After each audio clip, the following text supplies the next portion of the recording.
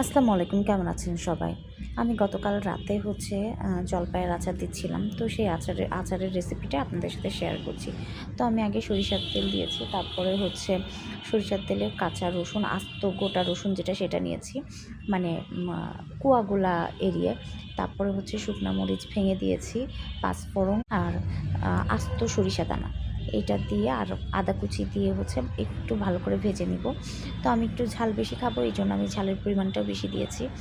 তো এরপরে এইগুলো আমি দিয়ে এটা একটু ভালো করে ভাজবো। ভাজার পরে এটার মধ্যে জলপাই দিয়ে দিব।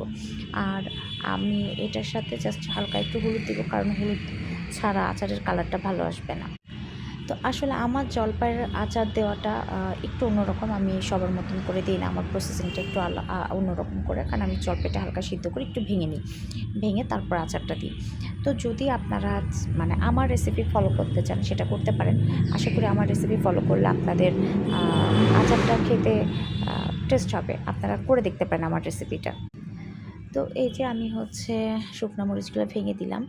আর একটা বিষয় আপনাদেরকে বলি, জলপাইয়ের আচারের অর্ডার কিন্তু আমরা আমাদের পেজ থেকে ডেলিভারি করে থাকি। ফ্রেন্ডস কিচেন আমার একটা পেজ আছে, ফেসবুক পেজ। ওখানেই আমি খাবারের ডেলিভারিগুলো দিয়ে থাকি ওই পেজ থেকে, এবং অর্ডারগুলো নিয়ে থাকি। তো আপনারা চাইলে ফ্রেন্ডস কিচেন থেকে আমাদেরকে অর্ডার করতে পারেন।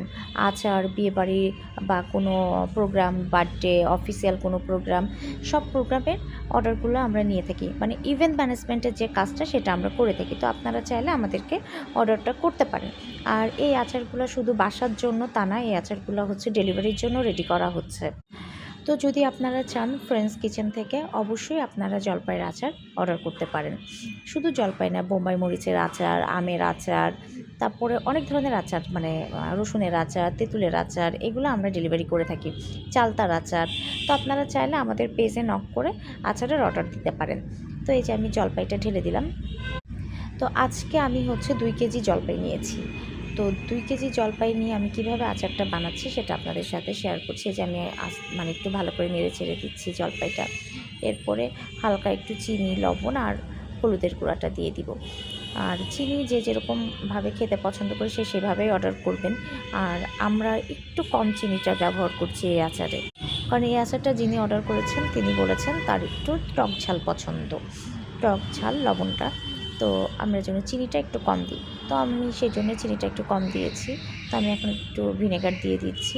আর আমার ভিডিও যদি আপনাদের ভালো লাগে, অবশ্যই আমার চ্যানেলটি সাবস্ক্রাইব করে যাবেন, শেয়ার, কমেন্টস, লাইক এগুলো করে যাবেন।